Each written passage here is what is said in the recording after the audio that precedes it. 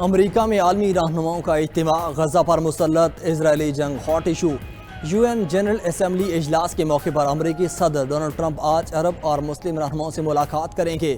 وزیر اعظم شہباز شریف پاکستان کی نمائندگی کریں گے۔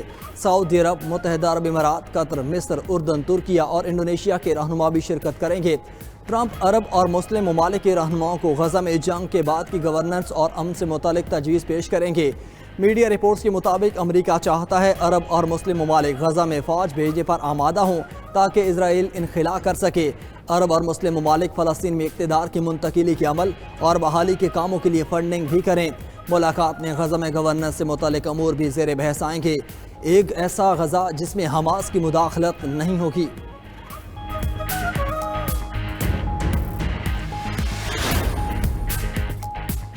یو این جنرل اسمبلی کے 80ویں اجلاس کا آج باضابطہ آغاز۔ امریکی صدر ڈونلڈ ٹرمپ اجلاس سے خطاب کریں گے۔ وزیر اعظم شہباز شریف تقریب میں شرکت کریں گے۔ اجلاس کی سائیڈ لائن پر شہباز شریف کی ملاقاتیں شیڈول۔ وزیر اعظم آسٹریا کی چانسلر کرسٹینا اسٹاکر، کویت کے ولی عہد اور وزیر اعظم شیخ صباح الخالد سے ملیں گے۔ عالمی بینک کے صدر اجے بنگا اور عالمی مالیاتی فنڈ کی ایم ڈی کرسٹلینا جارجیوا سے ملاقاتیں بھی کریں گے۔ وزیر اعظم شہباز شریف 26 ستمبر کو یو این جنرل اسمبلی کے 80ویں اجلاس سے خطاب کریں گے۔ کشمیر میں بھارتی اور غزہ میں اسرائیلی مظالم پر توجہ دلائیں گے۔ علاقائی اور عالمی امور پر پاکستان کا نقطہ نظر واضح کریں گے۔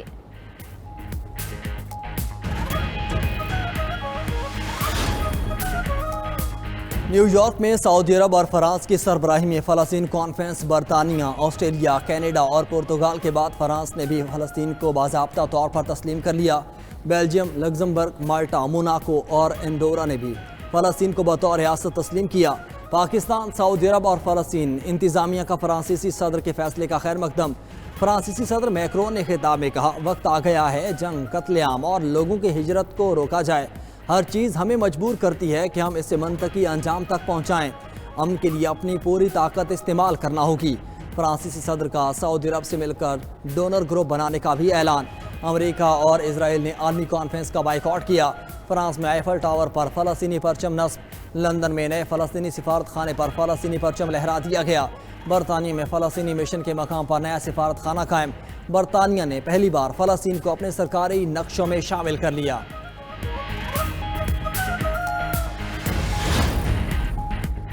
دو ریاستی حل امن کے لیے ضروری ہے۔ غزہ میں امن کے لیے فرانس سمیت تمام ممالک کے ساتھ تعاون جاری رکھیں گے۔ سعودی وزیر خارجہ فیصل بن فرحان کا اجلاس سے خطاب۔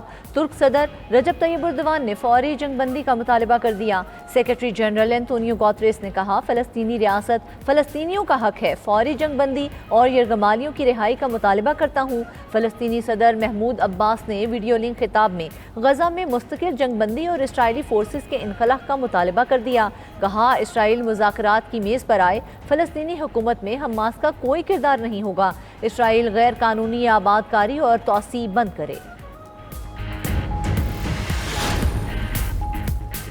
عرب اسلامی وزرائے خارجہ کا نیو یارک میں مشاورتی اجلاس۔ قطری وزیر اعظم محمد بن عبد الرحمان نے میزبانی کی۔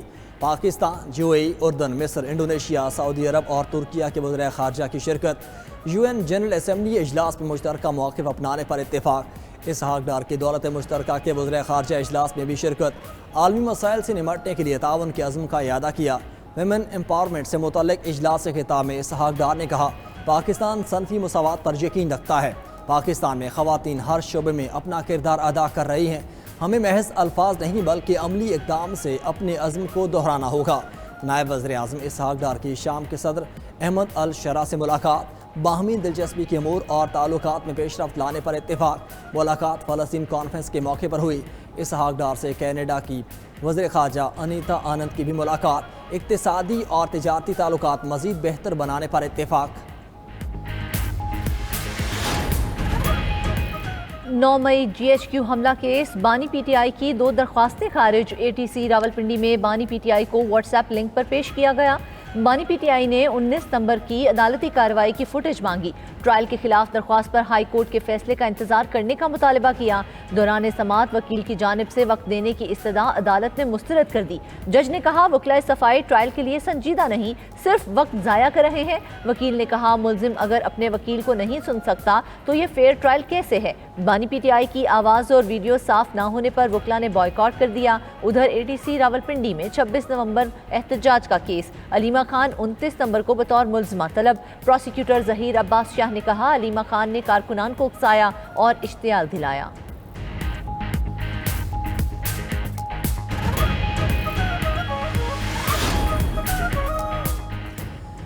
بانی پی ٹی آئی کو آئسولیٹ کرنے کی کوشش ہو رہی ہے۔ کوٹری میں بند کر کے ویڈیو لنک پر پیش کرنا آئین کے مطابق نہیں، سپریم کورٹ میں اپیل دائر کریں گے۔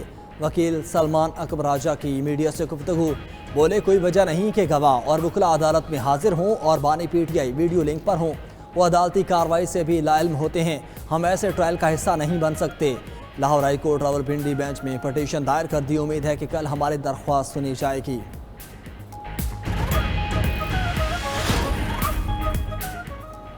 ہمارے خلاف جعلی مقدمات بنائے گئے ہیں، ہمیں عدلیہ سے انصاف کی امید ہے۔ وزیر اعلیٰ کے پی علی امین گنڈاپور کی میڈیا سے گفتگو، کہا کسی بھی ملک سے بات چیت کرنے کا اختیار وفاقی حکومت کا ہے، بات چیت سے ہی مسائل حل ہوں گے، امن ہوگا اور تجارت کھلے گی۔ علی امین کا 27 ستمبر کو جلسے میں بھرپور عوامی طاقت کا مظاہرہ کرنے کا اعلان۔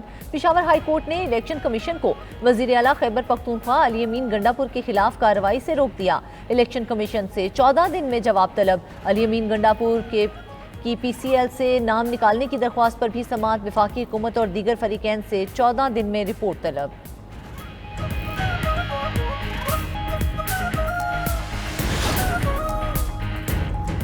رہنما پی ٹی آئی شاہ محمود قریشی کی ضمانت نہ ہو سکی۔ اے ٹی سی لاہور میں 9 مئی جلاؤ گھراؤ کے 3 مقدمات سے متعلق سماعت، وکیل نے دلائل دیے کہ 1 سال سے زائد ہو چکا، ضمانت کی درخواستیں عدالت میں زیر سماعت ہیں۔ شاہ محمود قریشی کو ضمانت کے بنیادی حق سے محروم رکھنا خلاف قانون ہے۔ جج نے ریمارکس دیے کہ متعلقہ جج چھٹیوں پر ہیں، وہی ضمانت پر فیصلہ کریں گے۔ سماعت 10 اکتوبر تک ملتوی۔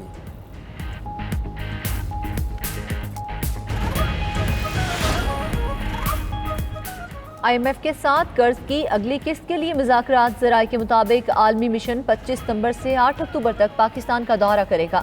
پہلے مرحلے میں تکنیکی اور دوسرے مرحلے میں پالیسی سطح کے مذاکرات ہوں گے۔ ذرائع کے مطابق آئی ایم ایف مشن کو سیلاب کی تباہ کاریوں اور متاثرین کے لیے ریلیف سے متعلق تجاویز پیش کی جائیں گی۔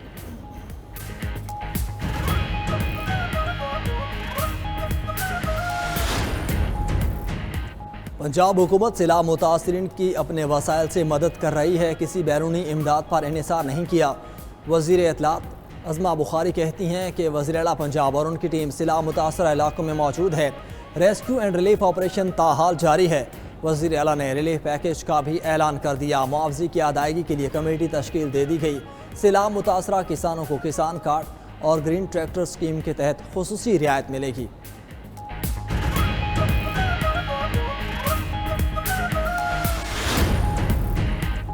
سندھ حکومت کا رواں ہفتے سے خواتین کو پنک سکوٹیز دینے کا فیصلہ، سینئر وزیر شرجیل میمن نے اجلاس میں کہا خواتین اور طالبات کو مفت الیکٹرک سکوٹیز رواں ہفتے سے ہی فراہم کی جائیں گی۔ منصوبے سے خواتین کو محفوظ اور باوقار سفر میسر آئے گا۔ شفاف میکانزم کے تحت میرٹ اور ضرورت کی بنیاد پر سکوٹیز الاٹ ہوں گی۔ میئر کراچی مرتضی وہاب کا کہنا ہے ایم یو سی ٹیکس کے الیکٹرک کے ذریعے جمع کرنے کا فیصلہ ہوا ہے۔ جو ٹیکس سالانہ 20 کروڑ ہوتا تھا، اب وہ ایک ماہ میں 25 کروڑ جمع ہو رہا ہے۔ سیاسی انتظامی معاملات قانون کے مطابق سیاسی پارلیمان میں حل ہونے چاہیے۔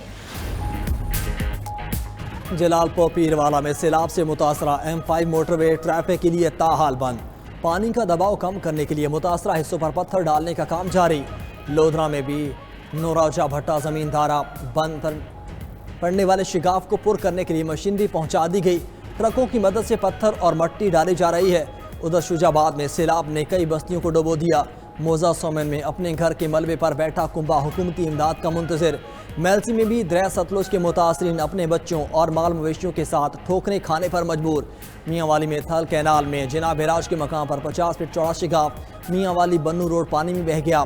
دوسری جانب دریا سندھ میں سہون اور مانجھت کے مقام پر پانی کی سطح 4,70,000 کیوسک ریکارڈ۔ منظور آباد کے قریب رنگ بند ٹوٹ گیا ہے، پانی منظور آباد شہر کی طرف بڑھنے لگا۔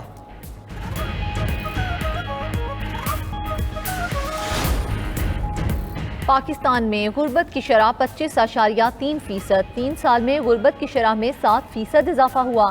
عالمی بینک نے غربت سے متعلق رپورٹ جاری کر دی۔ کنٹری ڈائریکٹر پاکستان کی رپورٹ کے مطابق 2022 میں غربت کی شرح 18.3% تھی۔ 2022 کے بعد شرح بڑھنا شروع ہوئی۔ گزشتہ برس یہ شرح 24.8% تک ریکارڈ کی گئی۔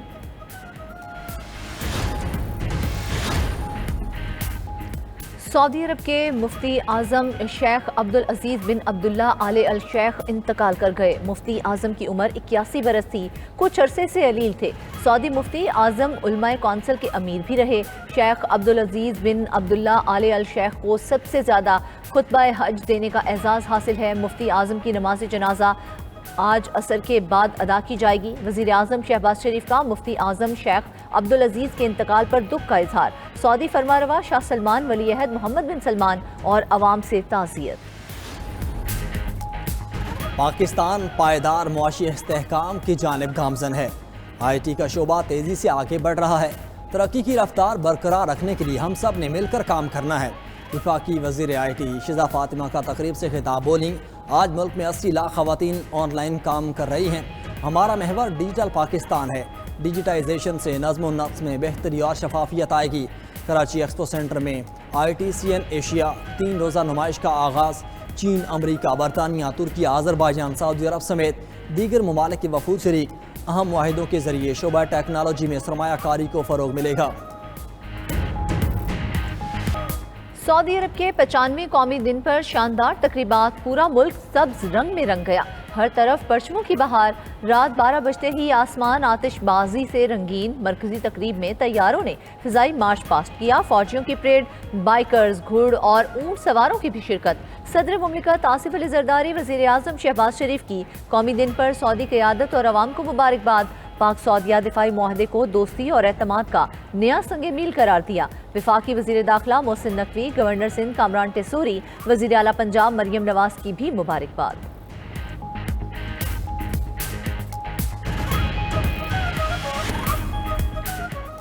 امریکی صدر ٹرمپ سے F-35 طیاروں کی خریداری پر بات چیت جلد ہوگی۔ ترکیہ کے صدر طیب اردوان کا کہنا ہے واشنگٹن کو ایسے فیصلے کرنے چاہیے جو دونوں ممالک کے حق میں ہوں، چاہے وہ F-35 ہو یا F-16 طیاروں کی تیاری ہو۔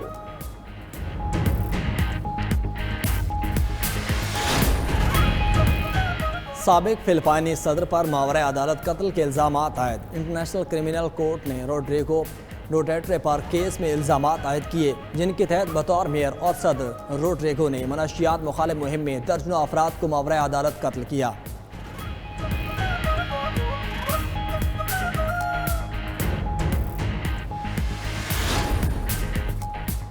سمندری طوفان رگاسا فلپائن میں تباہی مچانے کے بعد چین کی جانب رواں دواں۔ ہانگ کانگ، مکاؤ، شینزن اور گوانگ ڈونگ میں ہائی الرٹ جاری۔ طوفان کے پیش نظر پروازیں منسوخ، اسکول اور کاروباری سرگرمیاں بھی متاثر۔